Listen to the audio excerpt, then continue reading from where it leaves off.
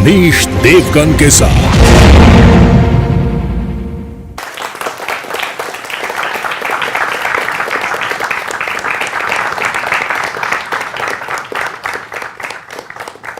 नमस्कार व्यूअर्स, मैं हूं अमीश देवगन। क्या दंगा तंत्र के खिलाफ बुलडोजर ही सबसे बड़ा ब्रह्मास्त्र है? क्योंकि पहले 3 जून और उसके बाद 10 जून के शुक्रवार को कानपुर से सहारनपुर तक, प्रयागराज से रांची तक, हावड़ा से मुरादाबाद तक जुम्मे की नमाज के बाद हिंसा का नंगा नाच हुआ था। दहशत फैलाने की कोशिश की गई, देश का माहौल बिगाड़ने की बड़ी साजिश और कोशिश हुई। इसके बाद शुरू हुआ ताबड़तोड़ एक्शन। यूपी में 350 से ज्यादा दंगाई अरेस्ट हुए जो होने चाहिए। दंगाइयों के घर पर बुलडोजर भी चला, जिसके बाद ओवैसी जैसे तमाम नेता बेचैन हो गए। जमीयत उलेमाए हिंद तो बुलडोजर एक्शन के खिलाफ सुप्रीम कोर्ट तक पहुंच गया, जिस पर सुप्रीम कोर्ट ने यूपी की सरकार को नोटिस तो जारी किया, लेकिन बुलडोजर का एक्शन रोकने का कोई आदेश नहीं दिया। इसी बीच रांची में एक बड़ी घटना हुई। वहां पुलिस ने दंगाइयों को पकड़ने के लिए एक पोस्टर जारी किया, जो सही है। तो झारखंड की सरकार ने रांची के एसएसपी को कारण बताओ नोटिस जारी कर दिया, क्योंकि तस्वीरें देख के उन्हें गुस्सा आ गया। वो तस्वीरें किनकी थी? तो क्या दंगाइयों का पोस्टर नहीं लगना चाहिए? क्या दंगाइयों का पोस्टर लगाना अपराध है? लेकिन आज सबसे बड़ा सवाल है, क्या दंगाई के खिलाफ बुलडोजर ही सबसे बड़ा हथियार है? क्योंकि संदेश साफ है, चलेगा पत्थर तो दौड़ेगा बुलडोजर। आज इसी बात पर होगी देश के युवाओं के बीच, जनता के बीच आर पार की बहस। क्या हिंसा पर भारी है बुलडोजर की तैयारी? बुलडोजर आला रे आला।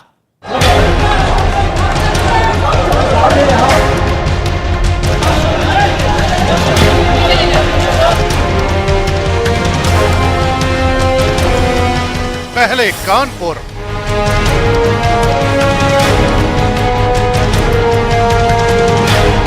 फिर 1 दर्जन से ज्यादा राज्य,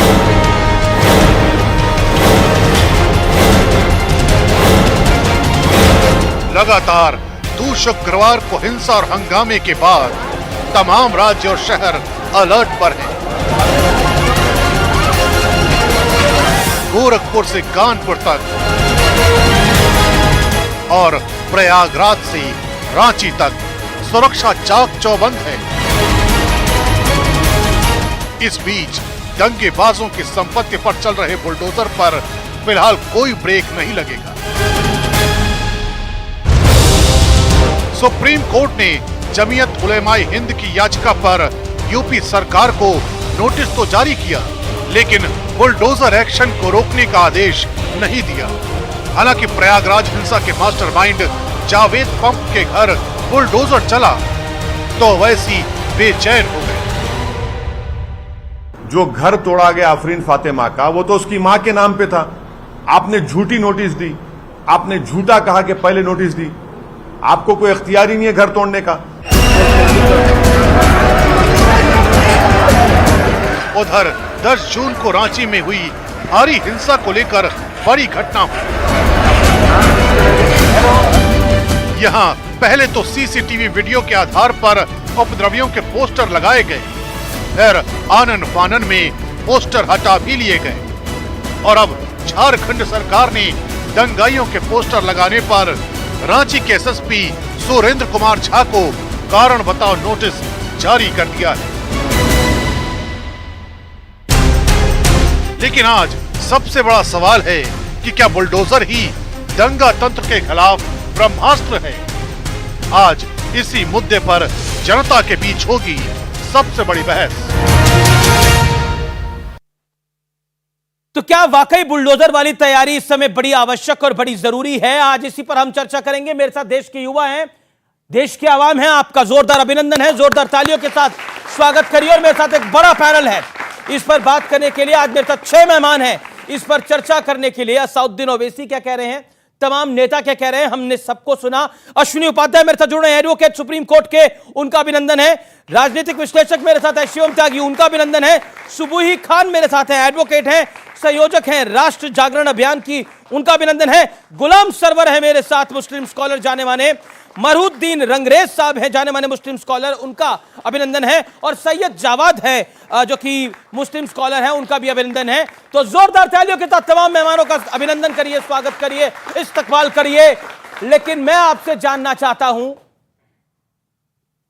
दंगाई का परिवार तो सबको दिख रहा है, सबको दिख रहा है दंगाई का परिवार। क्या पुलिस वालों के परिवार दिखते हैं किसी को? यह सवाल आज मेरे मन में है। क्या पुलिस वालों के परिवार दिखते हैं? मैं आज उन पुलिस वालों की बात करना चाहता हूं जो किसान आंदोलन के दिन जब बढ़ती हुई भीड़ को रोक रहे थे, उनकी लातें टूट गई थी, उनके पैर टूट गए थे, उनके हाथ टूट गए थे, उनके घुटने टूट गए थे।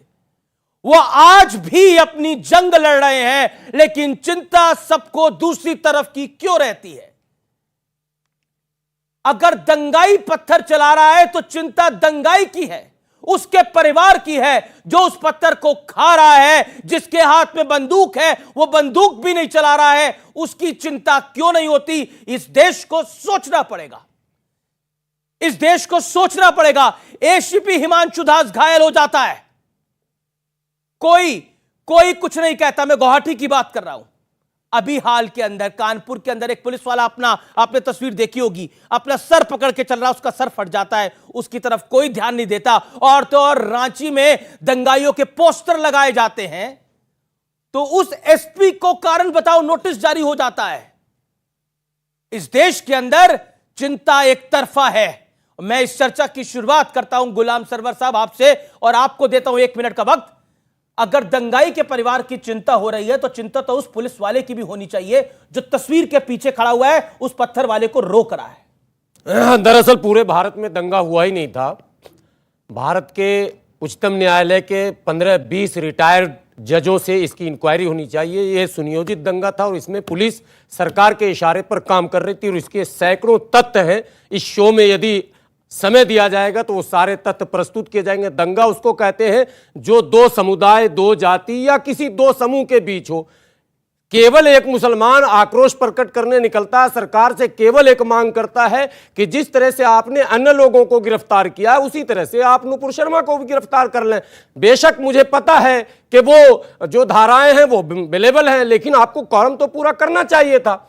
आप आज तक जिद पर हैं और आप लोगों ने, अब देश जल रहा है, इस समय पूरा भारत जल रहा है, उस पर कोई चर्चा नहीं। उसी पुरानी कहानी को जो सुनियोजित था, सुसज्जित था, जिसमें कई निर्दोषों को, जिस रांची पुलिस की आप बात कर रहे हैं वहां तो एसपी और एसएसपी पर 302 का मुकदमा होना चाहिए था और होना चाहिए नहीं, होगा। क्यों? ये इसके लिए हम पोस्टर जारी करने पर मतलब हत्या क्या है? दंगाइयों का वीडियो पोस्टर जारी करने पे वीडियोस है, एविडेंस है। नहीं वीडियो तो था, उसने वो पोस्टर दिखाइए जरा वॉल पर, लड़के खड़े हैं, पोस्टर दिखाइए। मैं भी दिखाऊंगा ना, केवल आप ही कैसे दिखाएंगे? मुझे भी तो दिखाना, दिखाइए, दिखाई रहे हैं। मैंने लाइव शो में एक चैनल में दिखाया और वो सच पाया गया। क्या दिखाया? और चैनल ये पोस्टर पीछे आपके आ रहा है। मैं भी इसके अंदर एक सेकंड मैं भी दिखा नहीं, इस पोस्टर को जारी करना, ये पत्थर चला रहा है, ये फूल बरसा रहा है, ये पत्थर चला रहा है, ये पत्थर उठा रहा है, ये फूल बरसा रहा है, ये क्या कर रहे हैं लोग? इतना दूर जाने एक सेकंड व्यूअर्स, एक सेकंड मैं आपसे जानना चाहता हूँ। एक सेकंड सरवर साहब एक सेकंड सर, नहीं फिर भी मैं रखा हुआ हूं स्टॉक में। अभी आपको इस कार्यक्रम में क्या क्या देखना भी पता लगेगा आपको। ठीक है, हाँ बिल्कुल। एक सेकंड बताइए, आप एक तस्वीर देख रहे हैं पीछे, ये पोस्टर दिख रहा है, इसमें पत्थर चलाते हुए लोग दिख रहे हैं, नहीं दिख रहे? ये क्लियर कट दिखाई दे रहा है पत्थर चलाते हुए। जिस पुलिस वाले ने, जिस एसपी ने, एक सेकंड सरवर साहब, सरवर नहीं तो आप पूछेंगे मैं भी पूछूंगा।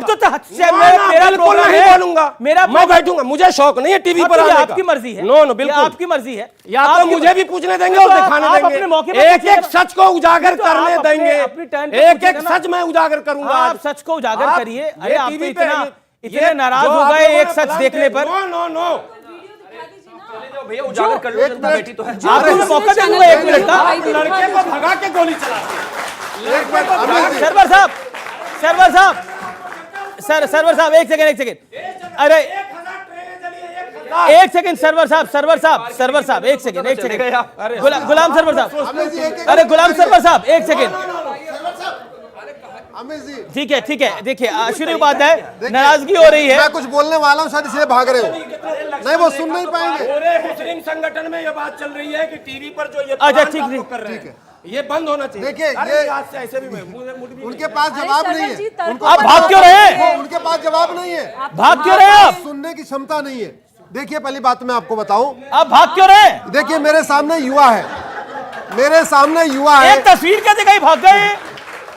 एक मैंने तो अभी पहली तस्वीर दिखाई थी, मैंने बोला मैं ये तस्वीर दिखाता हूं आप- जिसके अंदर मतलब ये तस्वीर जारी हुई है, 3 दिन पुरानी खबर है। नहीं। लेकिन इस एसपी को कारण बताओ, नोटिस जारी कर दिया गया क्योंकि उसने तस्वीरें जारी करी है।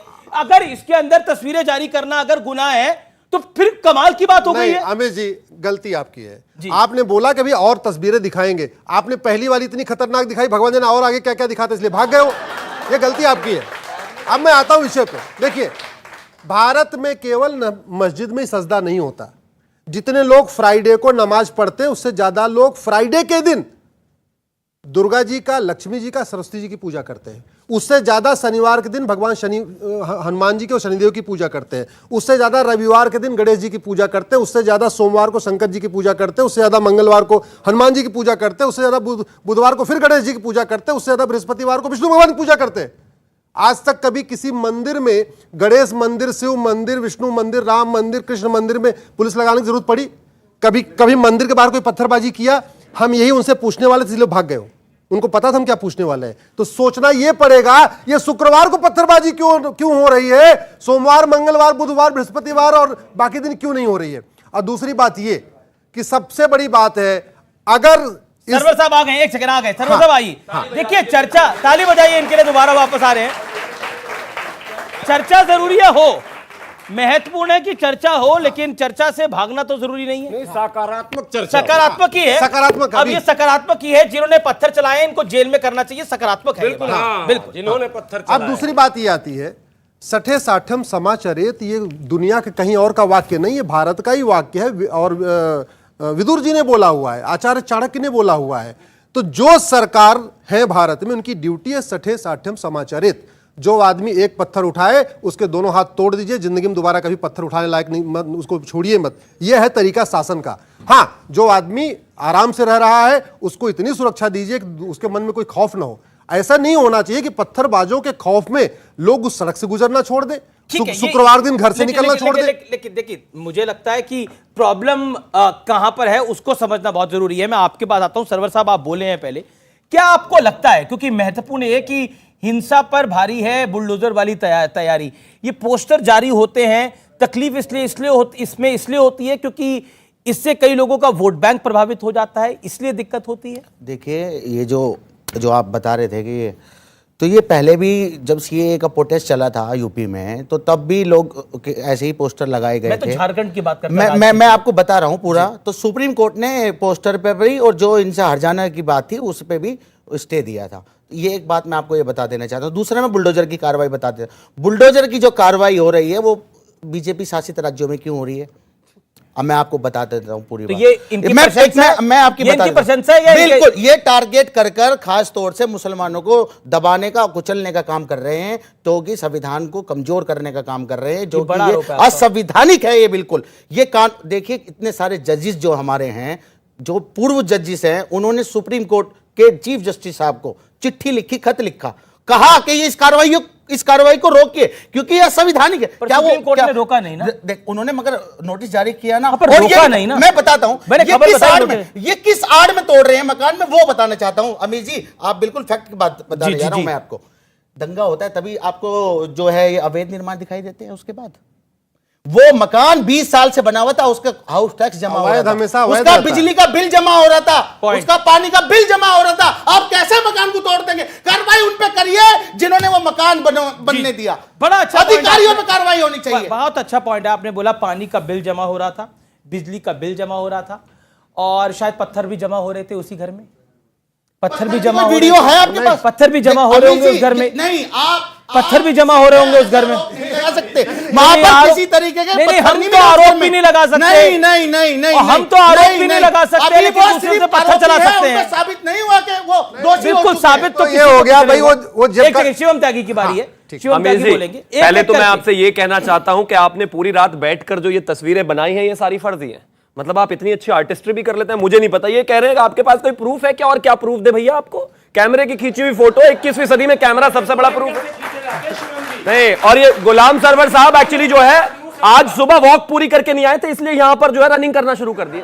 2 साल के लल्ले की तरह बिहेव कर रहे हैं, बताइए 50 साल का आदमी ऐसी बातें कर। अरे रुक जाओ उस्ताद, मतलब सब 20 सेकंड आप सबसे बड़े लल्ला हो। 20 सेकंड तो सुन लो। हाँ मैं हूँ, आप सबसे बड़े मैं हूँ, लल्ला हो। मैं हूँ और मैं खुश हूँ इस बात को। अब इंपॉर्टेंट चीज पर आते हैं। अब देखिए, अरे भाषा की मर्यादा और एक एक करके बात रखें। मतलब सुप्रीम कोर्ट ने बुलडोजर को रोका नहीं है, ये कहते हैं क्यों बिल्कुल गैर संवैधानिक है। कहते अरे दिल्ली में नहीं रोका बुलडोजर को, कौन था रोकने वाला? सुप्रीम कोर्ट रोकने वाला था, ये भी रोकेगा। मगर इसमें उन्होंने अवैध निर्माण का बताया कि अवैध निर्माण है। अवैध निर्माण कैसे है? 20 साल से बिल्डिंग बनी हुई है, आप दंगे के तुरंत बाद आ जाते हैं। ये बात को बोला, आपने कई बार बोला इस बात को, जवाब तो सुनिए। एक सेकंड, मैं सुबुई खान के पास चलता हूँ जवाब लेने के लिए। मौका तो उनके मकान गिराए जा रहे। अरे रंजीत बाबू, एक-एक चला रहे हैं, समझ में नहीं आ रहा है। एक एक करके बोले, आप बोलने आप नहीं दे लोग रहे भी किसी एक एक करके सुनना चाहेंगे। दूसरा इंपॉर्टेंट, यहां पर अभी असदुद्दीन ओवैसी जी ने कहा कि नहीं आप तो बिल्कुल बुलडोजर चला ही नहीं सकते, घर गिरा ही नहीं सकते। तो ठीक है भैया, आगे से सरकार आप ही को ड्राइवर बना के भेजेगी बुलडोजर का, आप ही चला देना। कौन चलाएगा? अवैध निर्माण पर बुलडोजर चलेगा।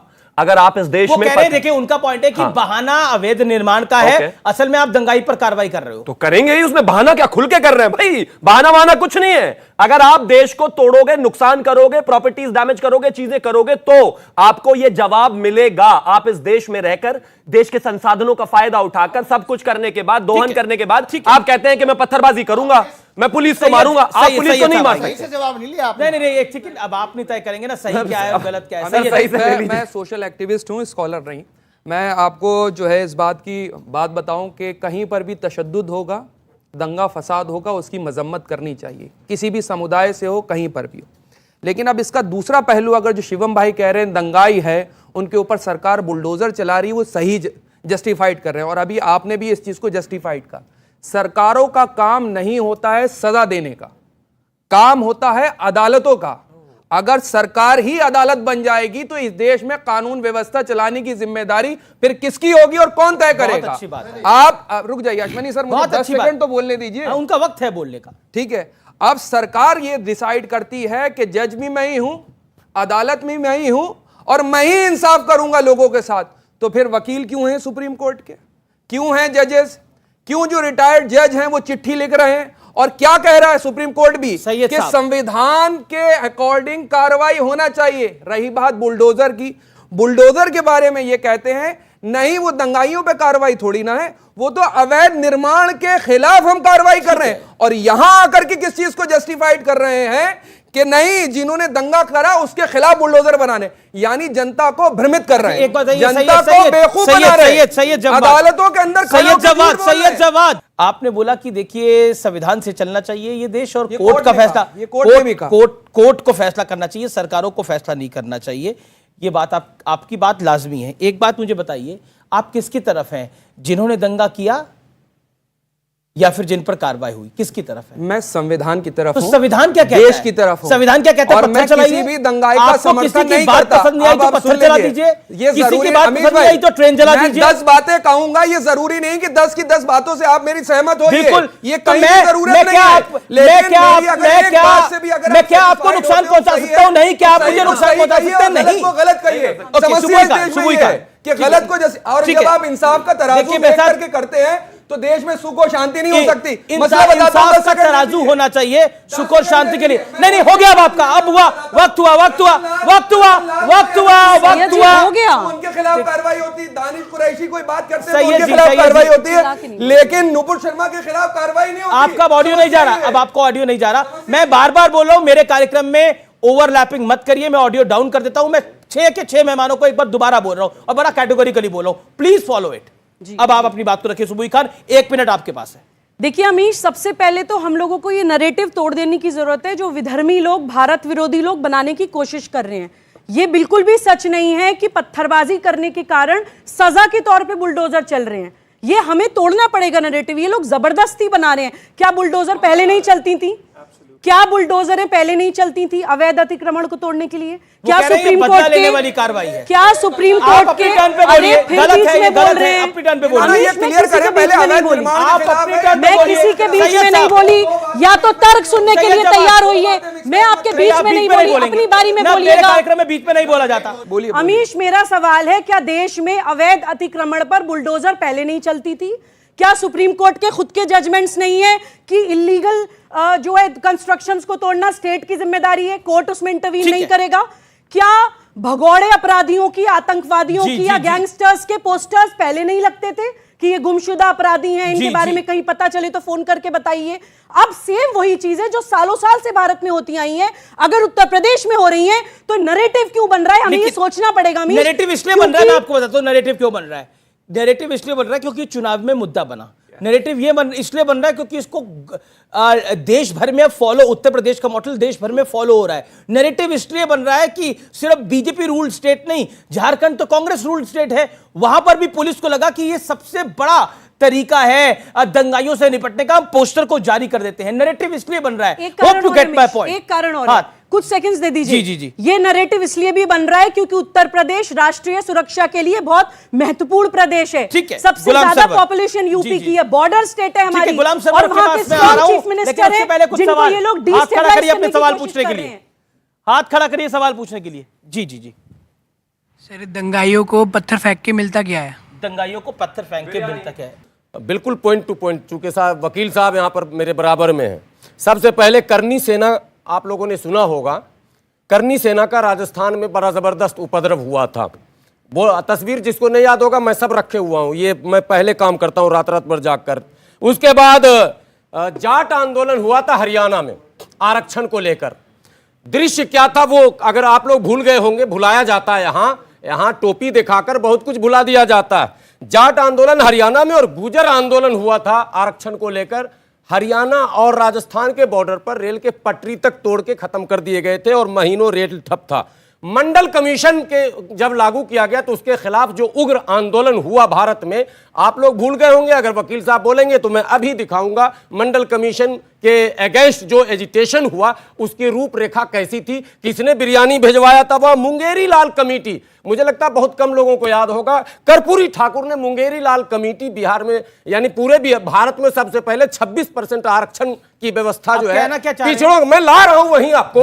यही तो बात है। अभी सुनिए, अरे आप लोग एजेंडे 5 मिनट हो गए आपको, ये इन लोगों पर कामयाब, फिर तो बोलने दिया कीजिए। और एक अंतिम बात, देश की 10वीं सुंदरी चंबल में लाखों गोली चलाने वाली को लोकसभा में सुशोभित किया गया, जिसको आप फूलन देवी कहते हैं। इस बार 1 मिनट क्या बात करते हैं, सिर्फ टोपी। और योगी सरकार ने एक भी पत्थरबाज के घर बुलडोजर नहीं चलाया, मेरे देशवासियों नहीं चलाया है। यह हिंदू एपिजमेंट है कि हम पत्थरबाजों पर चला रहे हैं अवैध निर्माण पर, वो भी आइडेंटिफाई करके। अगर आप में दम है तो आप पत्थरबाजों की संख्या अगर प्रयागराज, सहारनपुर, कानपुर और तमाम जगहों को मिलाएंगे, सिर्फ यूपी तो कम से कम 50,000 होंगे। क्या 50,000 मकान पर बुलडोजर चले? और अगर नहीं चले तो कैमरा पर बोलिए कि दंगाइयों पर नहीं, अच्छी बात है, एक मिनट देखिए, भारत में हवाला और एफसीआरए के जरिए लगभग 50,000 करोड़ आ रहा है। सरकार ने लगभग 25,000 एनजीओ के लाइसेंस रद्द कर दिए हैं, लेकिन इसके बावजूद भी बहुत सारे एनजीओ हैं जिनका काम केवल और केवल देश में अस्थिरता फैलाना है। खाड़ी देशों से हवाला के जरिए आ रहा है, खाड़ी देशों से एफसीआरए के जरिए आ रहा है, एनजीओज को भी आ रहा है, इंडिविजुअल्स को भी आ रहा है। और अब तो एक नया मॉडल हो गया कि जो वहां पे नाई, धोबी और बाकी काम करते हैं, पता चला उनकी तनख्वाह 1,000 रियाल है तो उनको 2,000 रियाल दिया जाता है, और ये कहा जाता है कि जो एक्स्ट्रा वाला 1,000 रियाल दिया है ये आपको फला जगह जाके देना है। कहां देना है वो विशेष स्थान पे देना, उसमें मैं नाम नहीं लेना चाहूंगा। तो ये बहुत बड़ा मॉडल है। वास्तव में फंडिंग हो रही है इस देश, कोई भी देश विरोधी काम अमित जी फ्री में नहीं हो रहा है। नक्सलियों की फंडिंग हवाला से, माओवादियों की फंडिंग हवाला से, जिहादियों की फंडिंग हवाला से। इसकी जिम्मेदारी तो सरकार पे आएगी। तो सरकार का अब जब सरकार नकेल कस रही है, जैसे 25,000 एनजीओ का लाइसेंस रद्द कर दिया तो संविधान खतरे में, 25,000 एनजीओ का लाइसेंस खत्म कर दिया तो चिट्ठी लिखी जा रही है, सुप्रीम कोर्ट चिट्ठी लिखी जा रही है। एनजीओ का लाइसेंस रद्द हो गए तो बार बार की लोकतंत्र खत्म हो गया। ये देश है हमारा में रुकेंगे एक छोटे से ब्रेक के लिए, लेकिन ब्रेक के बाद भी पब्लिक के बीच, देश के युवाओं के बीच ये बड़ी चर्चा जारी है। वो भी बोल रहे हैं, उनको सुन लो, पहले की दुकान लगाओगे, सुन लो, पकौड़ा तलना रोजगार होता है सर। अगर स्वाभिमान से लगाना होगा तो पकौड़ा तल लेंगे, लेकिन ट्रेन नहीं चलाएंगे हम, और ट्रेन नहीं चलाएंगे सर।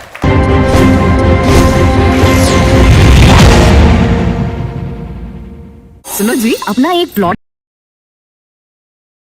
पेयजल को लेकर के क्या तैयारियां रहती है। कैमरा पर्सन अविनाश के साथ में अरबाज अहमद, न्यूज़ 18 के लिए जयपुर से। खादी के रेशे रेशे में अपने भाई का प्यार भरा, माँ बहनों का सत्कार भरा, बच्चों का मधुर दुलार भरा। खादी ही भर भर देश प्रेम का प्याला मधुर पिलाएगी। खादी ही दे दे संजीवन, मुर्दों को पुनः जिलाएगी। खादी पर लिखी कवि सोहनलाल द्विवेदी की वर्षों पुरानी ये पंक्तियां नए सिरे से चरितार्थ होने जा रही हैं। जी हाँ, खादी के उत्पादों का प्रोडक्शन बढ़ाने और खादी के कारीगरों को प्रोत्साहित करने के लिए खादी ग्रामोद्योग बोर्ड ने इसे मनरेगा से जोड़ने का प्रस्ताव सरकार को भेजा है। अगर इस प्रस्ताव को मंजूरी मिल जाती है तो खादी के उत्पाद मनरेगा के तहत बनते हुए दिखाई देंगे।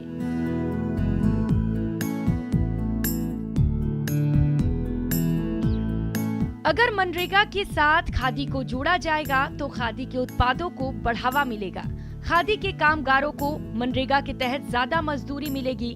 प्रस्ताव को लेकर खादी ग्रामोद्योग बोर्ड के अध्यक्ष ब्रिज किशोर शर्मा कहते हैं कि वे चाहते हैं कि जल्द से जल्द ये प्रस्ताव पास हो, जिससे इसका लाभ खादी के साथ इसके कामगारों को भी मिल सके।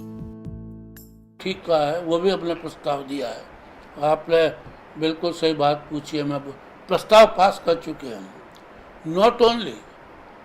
नॉट ओनली शहरी क्षेत्र में हमने ये भी प्रस्ताव पास किया है कि ग्रामीण क्षेत्र में भी जो नरेगा के लोग हैं उनको संस्थाओं से जोड़ा जाए। खादी के इस प्रस्ताव को अगर मंजूरी मिलती है तो आने वाले समय में खादी का स्वरूप तो बदलेगा ही, साथ ही आर्थिक तंगी से गुजर रहे इसके कामगारों को भी संबल मिलेगा। न्यूज़ 18 राजस्थान के लिए जयपुर से सचिन कुमार की रिपोर्ट।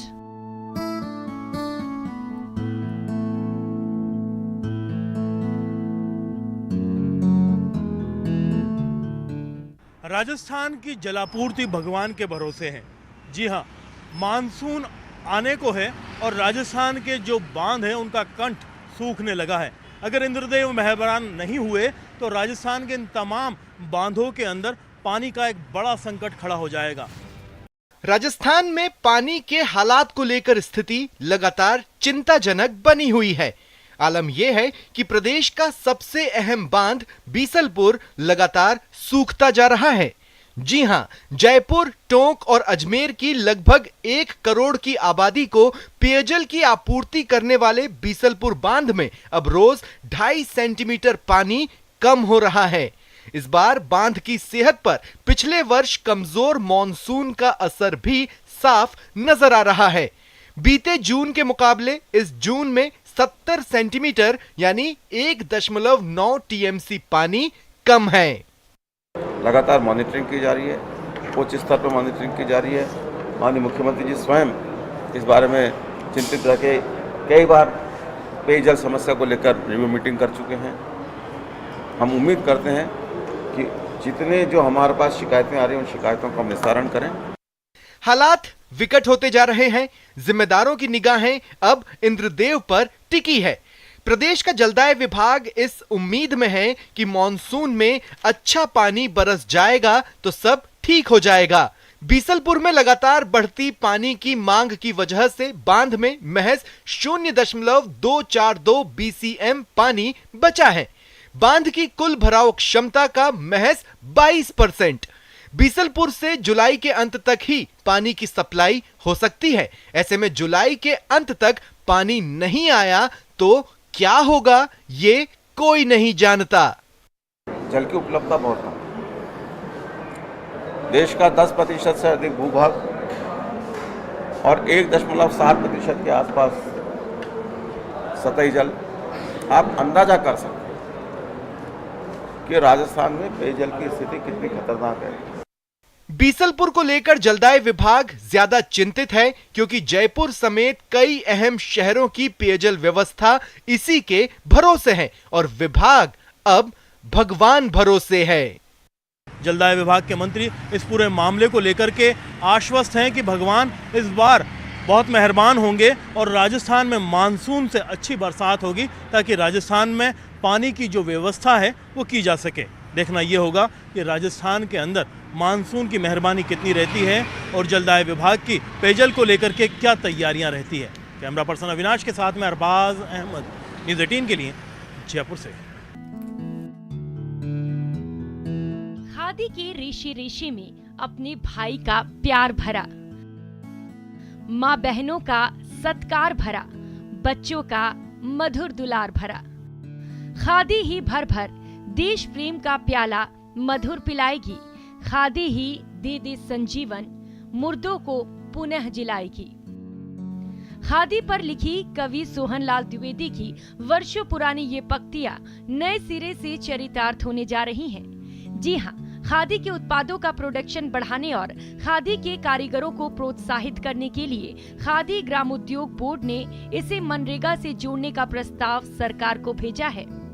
अगर इस प्रस्ताव को मंजूरी मिल जाती है तो खादी के उत्पाद मनरेगा के तहत बनते हुए दिखाई देंगे।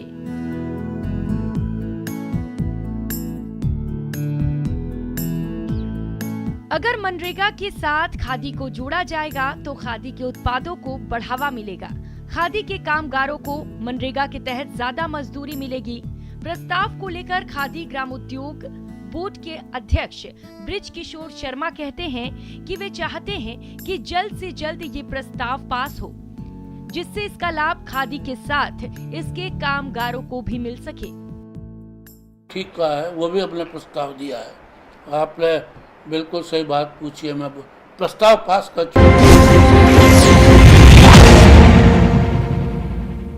Welcome back. आप देख रहे हैं न्यूज़ 18 इंडिया पर। पब्लिक के बीच, ये देश के युवाओं के बीच ये बड़ा कार्यक्रम इस समय। सरवर साहब ने सवाल पूछा, अगर तोड़ने हैं तो 50,000 दंगाइयों के घर तोड़ेंगे या फिर सिर्फ मास्टरमाइंड का तोड़ेंगे? बहुत सीधी सी बात है, पहली ड्यूटी होती है मास्टरमाइंड की, जिसने भीड़ को उकसाया। यानी अगर मस्जिद से दंगा शुरू हुआ तो पहले घर तोड़ना चाहिए इमाम का, पहले तोड़ना चाहिए वहां के मौलाना का, जिसने लोगों को बहकाया, फुसलाया, 500 की नोट दिया। अग्निपथ अग्निपथ अग्निपथ, आज आप देख लीजिए क्या हो रहा है।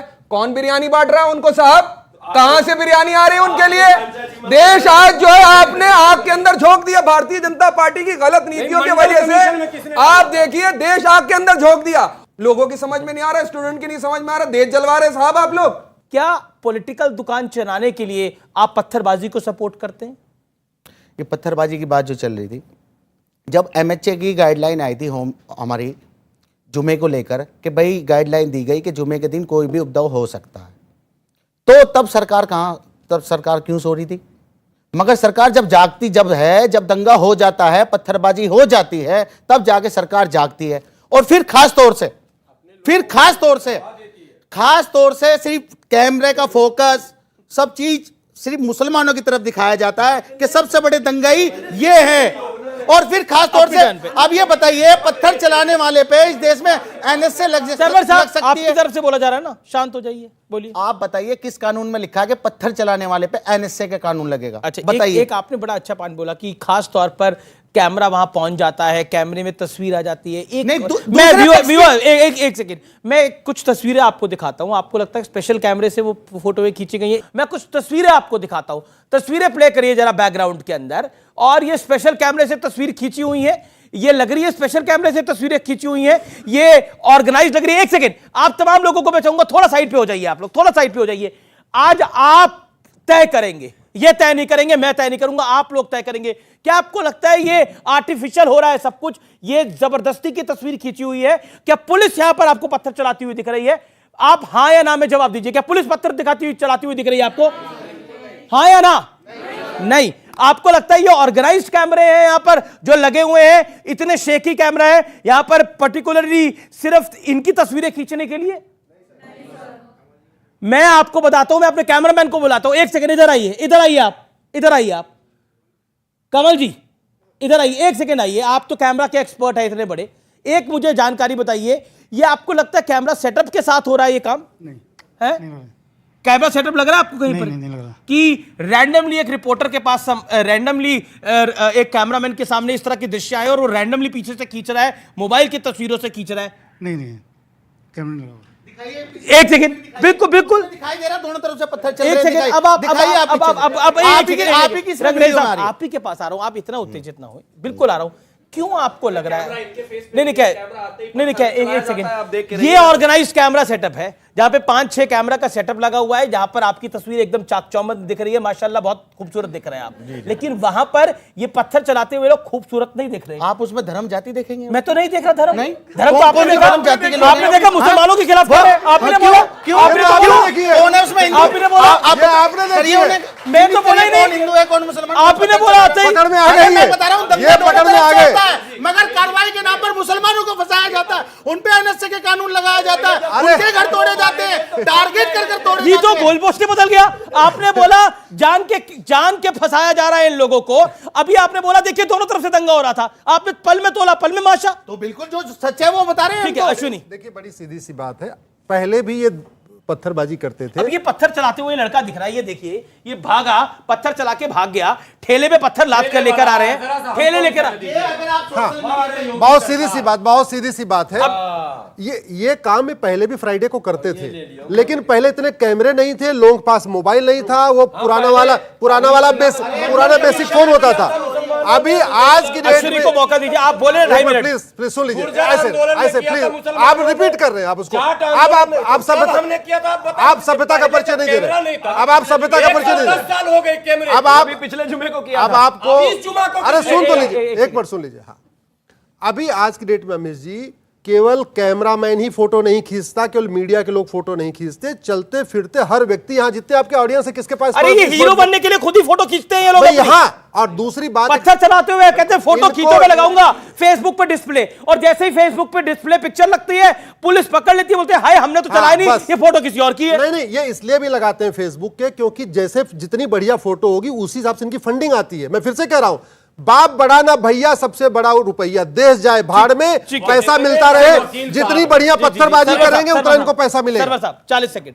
मैं कोई छोटे मोटे वकील नहीं, आप जो हमारे बराबर में खड़े हैं, हम बड़े भाई भी मानते हैं, काफी काबिल हैं, लेकिन मैंने शुरू से ये सवाल किया, करनी सेना, जाट आंदोलन, गुर्जर, जान देना पड़ेगा। नहीं भाई, आज कानपुर पे चर्चा हो रही है, मंडल आप ये बताओ, ये हिंदू है, यही तो एजेंडा आपका है, हिंदू है या मुसलमान? ट्रेन जलाया नौजवानों ने, अभी टोपी वाले पे करो, मैंने कहा यार भारत जल रहा, बोला ना, अभी टोपी वाले पे करो, मैंने कहा रोजी रोटी नहीं, बोला ना, मस्जिद पे करो, मैंने कहा नौकरी दे दो, बोला ना, मस्जिद पे करो, मैंने कहा यार रोजगार दे दो, कुछ विकास कर दो, ये एजेंडा हटाइए आप यार, कब तक आप मस्जिद टोपी करके बेवकूफ बनाओगे? मुझे इतना बताइए, पत्थरबाजी फ्राइडे को क्यों होती है? पत्थरबाजी शनिवार को क्यों नहीं होती? पत्थरबाजी रविवार क्यों नहीं होती? पत्थरबाजी सोमवार क्यों नहीं होती? पत्थरबाजी मंगलवार क्यों नहीं होती? पत्थरबाजी बुधवार को नहीं होती? पत्थरबाजी करनी सेना को किसने फाइनेंस किया? और एनजीओ पर आपने एक अच्छा पॉइंट रखा, आपने बोला रोजगार पे बात होनी चाहिए, पूरा देश चल रहा, 150 ट्रेन चल के आप दिखा नहीं सकते। बिल्कुल दिखाइएगा, बिल्कुल दिखाइएगा, अरे बिल्कुल चल रहा है, सुबह से शाम चल रहा है, वो हम भी नहीं आपको नहीं दिख रहा।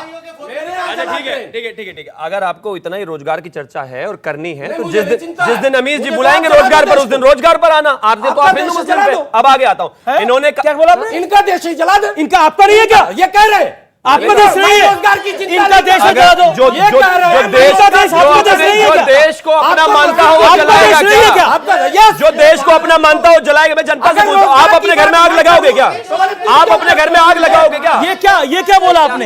इनका देश से जला दो, यही कह रही है ना, रोजगार की बात मुसलमान नहीं कर सकता,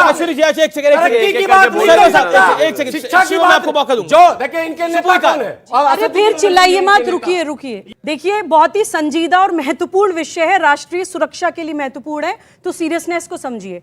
मैं देश के युवाओं से एक सवाल करना चाहती हूँ अमीश, हम अपने घर में अपने माता पिता के साथ रहते हैं, वो हमारे लिए कभी अच्छे फैसले भी ले लेते हैं क्योंकि वो इंसान है, कभी उनसे गलत फैसले भी हो सकते हैं, तो क्या हम बाहर वालों के भड़काने में आकर अपने घर के पर्दों में आग लगाना, अपने घर की चौखट में आग लगा दें और बाहर वालों को बुला के घर पे पत्थरबाजी करने लगते हैं? सिर्फ इतना सा सवाल है कि अगर हम घर को अपना मानते हैं तो देश को अपना क्यों नहीं मानते? कोई भी कारण हो, दुनिया का कोई भी कारण हो, हम अपनी मातृभूमि को आग कैसे लगा सकते हैं? जो इस देश को आग लगाता है वो उसको अपना नहीं मानता। मैं कहता हूं आवेश, रोष, गुस्सा, नाराजगी सब समझ में आता है। अगर आप अपने घर को नहीं लगा सकते तो आप इस देश को भी नहीं लगा सकते, नंबर वन। जहां तक बात इन्होंने बार बार ये कह रहे हैं, अगर आपको इतना ही शौक बुलडोजर चलवाने का है तो मंडल कमीशन में मेरे को टाइम मशीन में पीछे लेकर जाइए, योगी जी को मुख्यमंत्री बनाइए, गारंटी देता हूं दब्बे बुलडोजर चलेगा। अब जब नहीं चला उस समय तो इसका यह मतलब नहीं है कि आप गलत चल। ये देखिए टेस्टोस्टेरोन, ये देखिए क्या है ये, आपको आप बोले 3 मिनट बोला सेकंड में। नहीं देखिए ये तकरीर नहीं है, आप एक सेकंड अनफेयर नहीं कर सकते।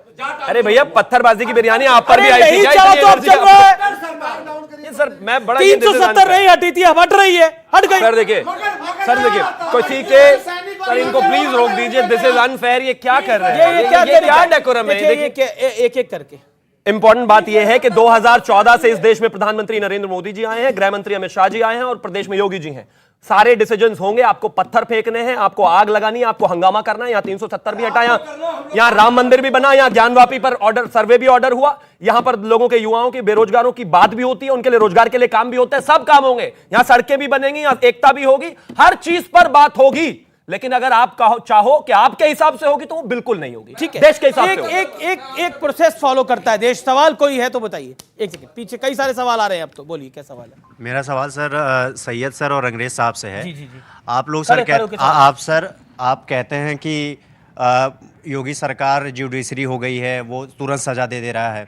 सर एक बात बताइए, तो अगर इनको कोई चीज़ गलत लगा, जो भी वो महिला बीजेपी की थी, जो उन्होंने कहा था, जो भी गलत लगा था, क्या ये जुडिशरी को नहीं जा सकते थे? इन्होंने पत्थर क्यों उठाया, ये गलत काम क्यों किए? और अगर सरकार उसको कंट्रोल करने के लिए अगर बुलडोजर चला रही है तो आप मजम्मत करते हैं, तो मैं आपसे पूछना चाहता हूं कि अगर इनका जवाब हम ईंट का जवाब पत्थर से दे तो क्या आप हमारी तरफ खड़े रहेंगे?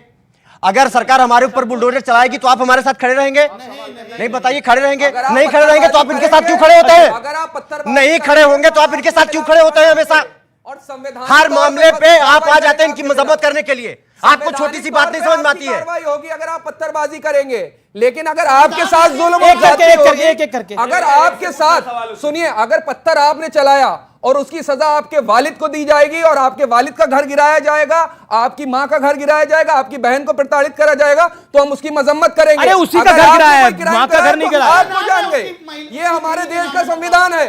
आप अगर संविधान नहीं जानते तो पढ़ने की जरूरत है। व्हाट्सएप पे जो मैसेज आते हैं वो मत पढ़ो। देखिए ऑडियंस, ये वोटर है, यही वोटर है, यही हुआ है। पढ़ने की जरूरत है। सर हम आपको बताना चाहते हैं, हम कानून के ही छात्र हैं और इसीलिए आपसे ये सवाल पूछ रहे हैं कि आप जिसकी मजम्मत करते हैं लगातार, अभी आपने जो ये अभी योजना आर्मी वाली लागू हुई है, आपने कहा किसी को समझ में नहीं आ रहा है। आप हमसे बाहर मिलिएगा, 10 मिनट में आपको समझा देंगे क्या गलत है क्या सही है। समझा दीजिए, समझ में आया कि नहीं आपको? समझा दीजिए सर।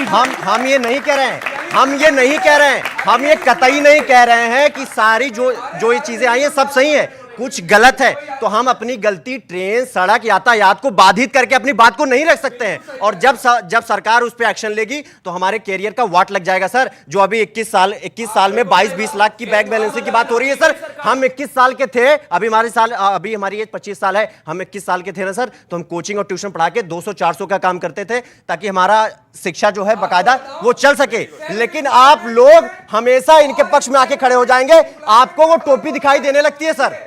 प्रॉब्लम आपकी ये है, आप लोग महीने के 25 वो भी बोल रहे हैं, उनको सुन लो, भले की दुकान लगाओगे, सुन लो, पकौड़ा तलना रोजगार होता है सर। अगर स्वाभिमान से लगाना होगा तो पकौड़ा तल लेंगे, लेकिन ट्रेन नहीं चलाएंगे हम ट्रेन नहीं चलाएंगे सर, हम ट्रेन कतई नहीं चलाएंगे इसको। आप अगर पकौड़ा तलने की बात करेंगे, हमारे प्रधानमंत्री ने चाय बेचा था, पकौड़ा तल लेंगे, लेकिन हम ट्रेन नहीं चलाएंगे, हम ट्रेन नहीं चलाएंगे किसी भी कीमत पर।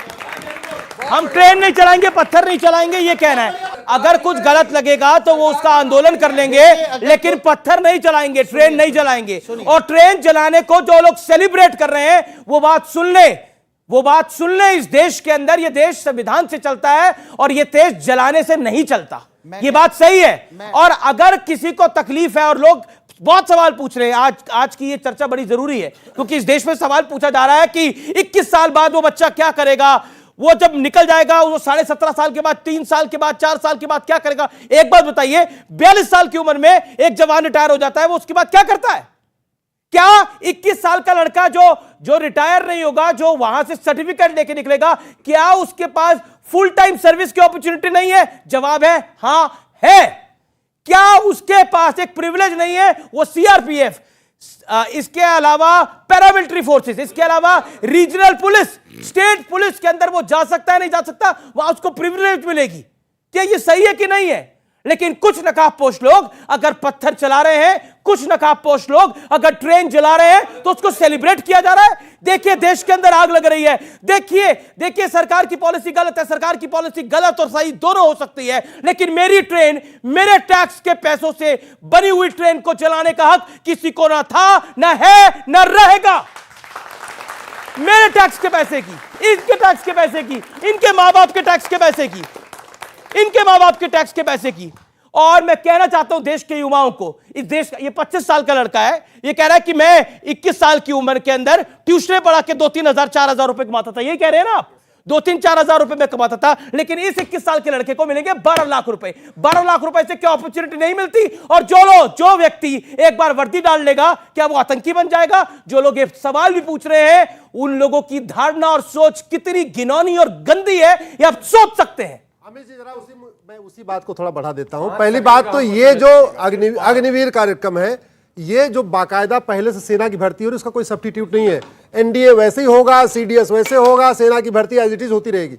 ये तो केवल इसलिए रखा गया है कि एक हमारे पास एक एडिशनल और फौज होगी, जैसे चाइना के पास है, यूक्रेन के पास है, इजराइल के पास है, जापान के पास है, कि वो से एक हमारे पास बहुत बड़ी मात्रा में, लाखों की संख्या में युवा ऐसे होंगे जो फौज में नहीं भी होंगे, लेकिन उनकी ट्रेनिंग फौज वाली होगी, जरूरत पड़ने पे काम आएंगे। ये इससे कोई सेना की भर्ती कोई असर नहीं है, ये एडिशनल है। दरअसल पिछले 8 वर्षों में मोदी जी ने 2 करोड़ कहा था रोजगार, वो तो हुआ नहीं।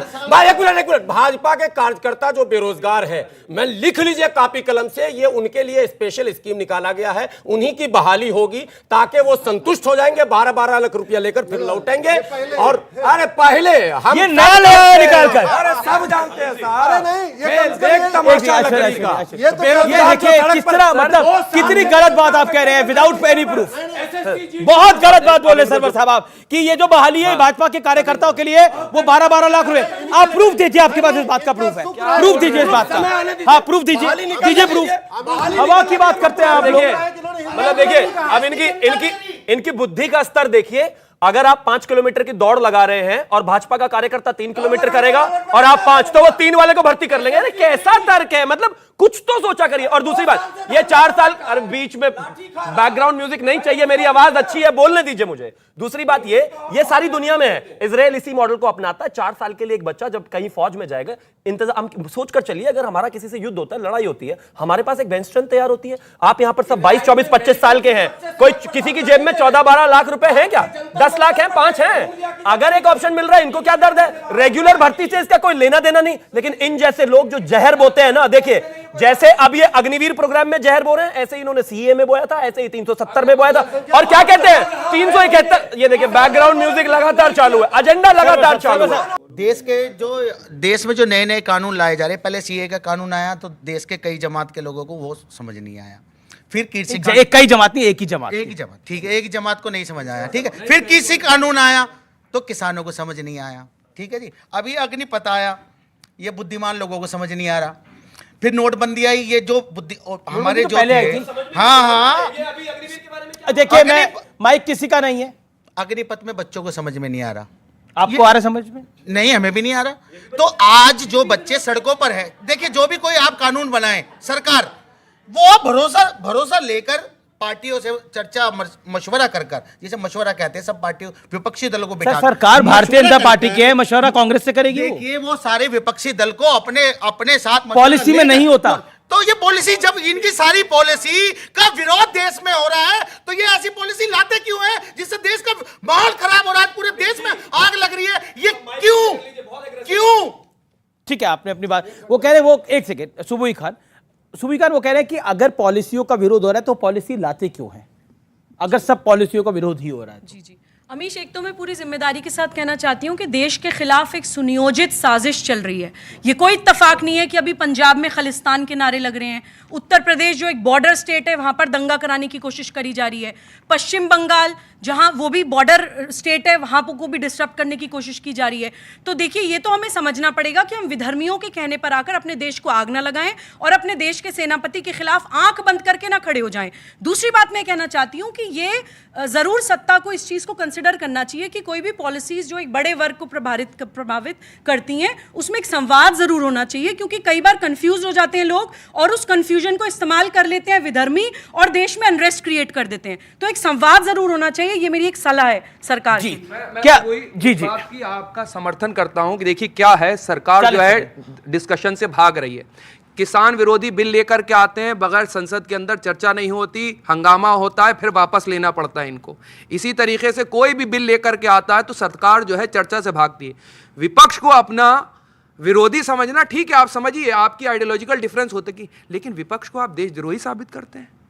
आप किस तरफ लेकर के जाएंगे? 60 साल कांग्रेस ने हुकूमत चलाई, देशद्रोही नीति। अश्विनी उपाध्याय, देखिए विपक्ष को देश विरोधी तो साबित नहीं कर सकते, वो भी देश हित में ही काम कर रहे हैं। क्या आपको लगता नहीं है एक समन्वय, एक बैलेंस जरूरी है? नहीं, मैं बिल्कुल आपसे सहमत हूं अमीश जी, लेकिन आप इसको जरा समझिए, खाने के दांत अलग है, दिखाने के दांत अलग है। ये सुबह से शाम तक मीम भीम करते हैं, संविधान की बात करते हैं। संविधान कहता है, बाबा साहब अम्बेडकर ने कहा था इस देश में समान शिक्षा लागू करो, एक भी मदरसा रहेगा देश में अशांति फैल जाएगी। हम जब कहते हैं समान शिक्षा होनी चाहिए, विरोध करते हैं। संविधान, बाबा साहब अम्बेडकर ने कहा समान नागरिक संहिता करो, देश की सभी बहन बेटियों को बराबर अधिकार दो, जब उसकी चर्चा होती है विरोध करते हैं। संविधान कहता है जनसंख्या नियंत्रण कानून होना चाहिए, विरोध करते हैं। संविधान कहता है धर्मांतर नियंत्रण कानून होना चाहिए, विरोध करते हैं। संविधान कहता है कि एक सबके लिए एक जैसा कानून, एक देश एक कानून होना चाहिए, ये उसका विरोध। नहीं, संविधान का विरोध सुनिए, संविधान जो अमित जी जो बातें नहीं आपकी बारी पे मैं वो नहीं बोले ना बीच में, ये गलत है। जो बातें संविधान, सुन तो लीजिए, जो बातें संविधान में न लिखी हो, अगर वो हो तो उस पर तो समझ में आता है। जो बातें संविधान में है, समान शिक्षा, समान चिकित्सा, समान नागरिक संहिता, घुसपैठ नियंत्रण कानून, धर्मांतर नियंत्रण कानून, ये तो संविधान में लिखा है, ये तो उसका विरोध करते हैं। अच्छा, एक बात बताइए, आप संविधान को तो मानते ही हैं, क्योंकि सभी मानते हैं, तो एक मैं वही सवाल पूछ रहा हूं आपसे, संविधान को आप मानते हैं तो बुलडोजर पर तो सुप्रीम कोर्ट भी तो संविधान सम्मत है, बुलडोजर पर रोक नहीं लगाई ना? समान नागरिक कानून ये कह रहे हैं हम विरोध करते हैं, नहीं हम विरोध नहीं करते हैं। अभी टेक्निकल आप लोग को समझा रहा हूं और देश तो समझ ही लेगा। समान शिक्षा, 75 वर्षों में इन्होंने धरना प्रदर्शन समान शिक्षा के लिए कभी किया क्या?